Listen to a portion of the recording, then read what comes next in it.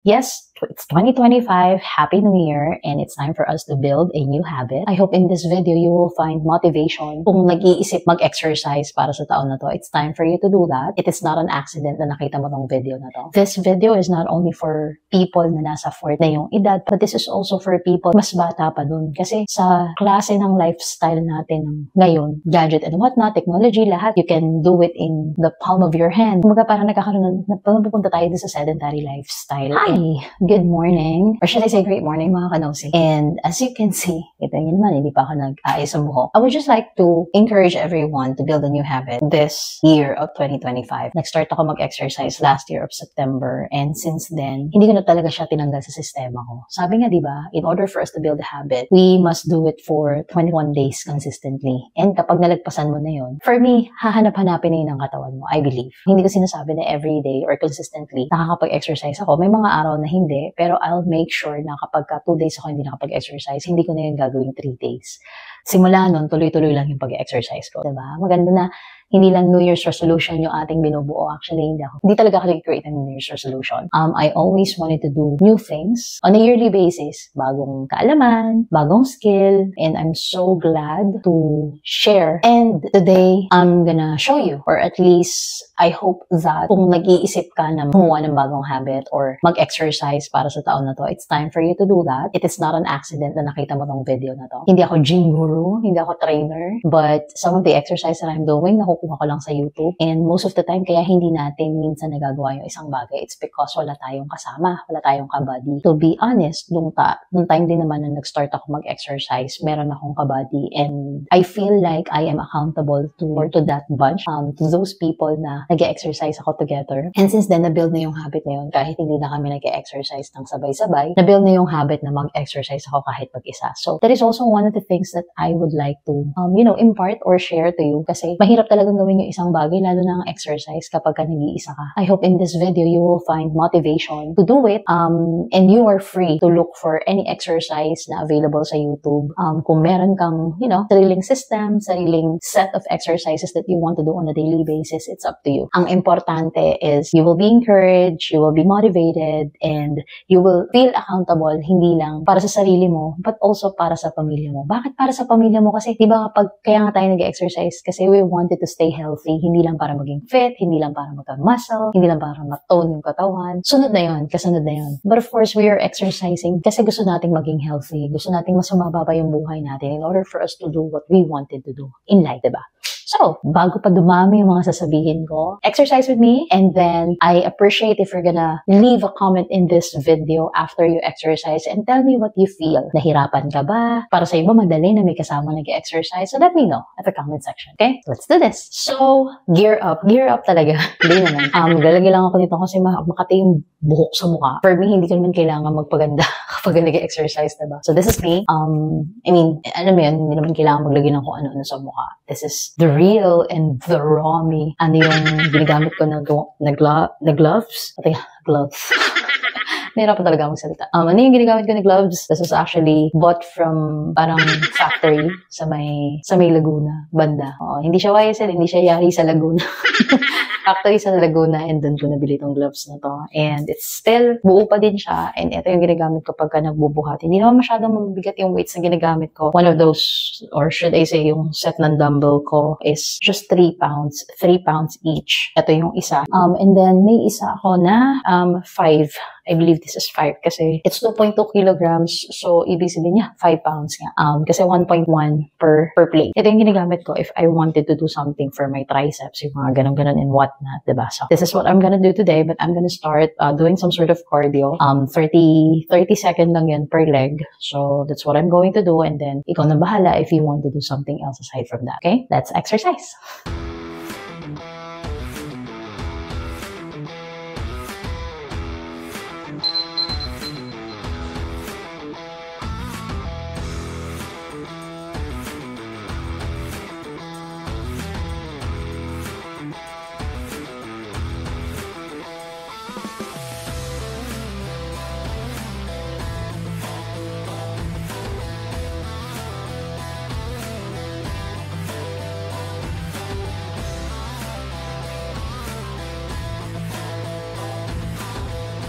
So, done na tayo sa ating 30-minute workout. Yes, hindi ako masyadong napapahaba ng workout. Minsan, ang pinakamahaba ko na mga 1 hour. Nagka 1 hour kasi naghahanap ako ng exercise. And that's because hindi ako nakapag-plan ahead of time. And what I've learned from that, kaya sinasabi ko na it's important for you to plan ahead. So, kung sa isang linggo mag-exercise kayo for certain days, di ba, Monday, Tuesday, Wednesday, tapos pahinga kayo ng Thursday, i-plan nyo na kung ano-ano yung mga klase ng routine at exercises na gagawin nyo.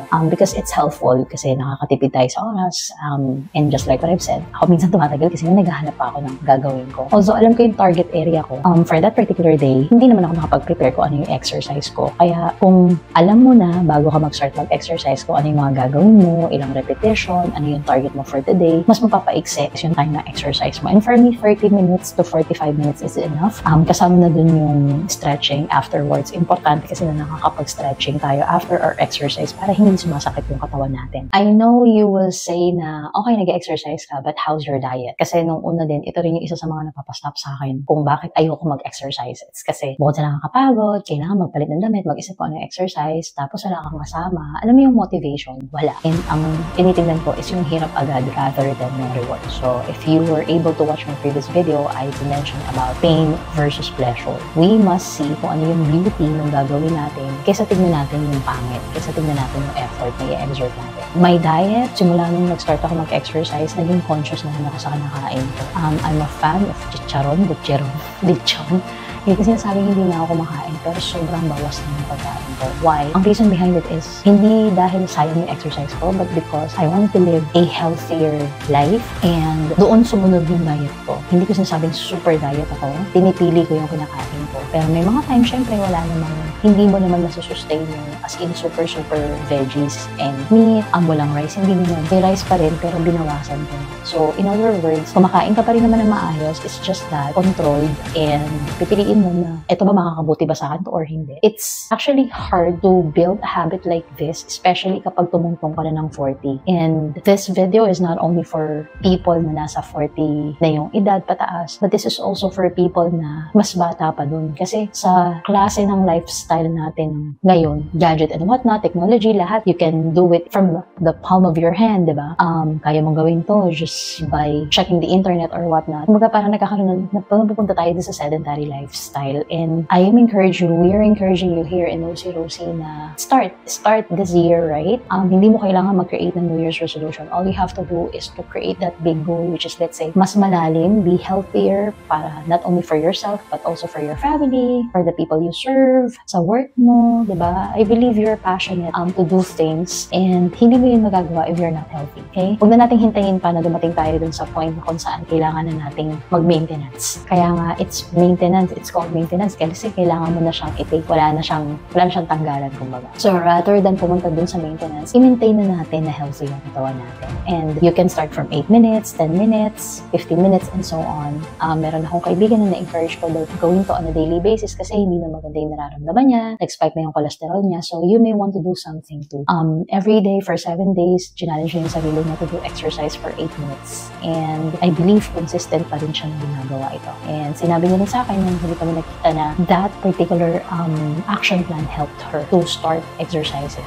So, all you have to do this year is to have a new set of habits, new year, new mind. Maintaining your body healthy is a sign of maturity. Maturity hindi dahil mature or may edad na tayo na. It's a sign of maturity, and sabi nga ng pastor namin that maturity is not a destination, it's a direction. So let's use it for us to achieve deeper and bigger goals. With all of these things naman na sinabi ko dito, at the end of the day, it's up to you. It's your call. Palagi ko yan sasabihin, it's up to you, it's your call. And before I end this video, I would just like to give you short prayer para mas ma-encourage ka, hindi lang para sa araw na to at para sa mga susunod pang mga araw. Okay? Dear God, maraming salamat for this wonderful opportunity to do this exercise with this person na nanonood ngayon. Maraming salamat, Panginoon, for helping us to build a new habit, new mind, because this is New Year, and thank you, Lord, sa maganda at panibagong taon na ibinigay mo sa aming mga buhay. This is also a wonderful opportunity, Lord, to change the way we live, to change the way we think, and we will be able to do it with you, O Lord God. Maraming salamat, Lord. We know that nothing is easy, but nothing is impossible to you. Maraming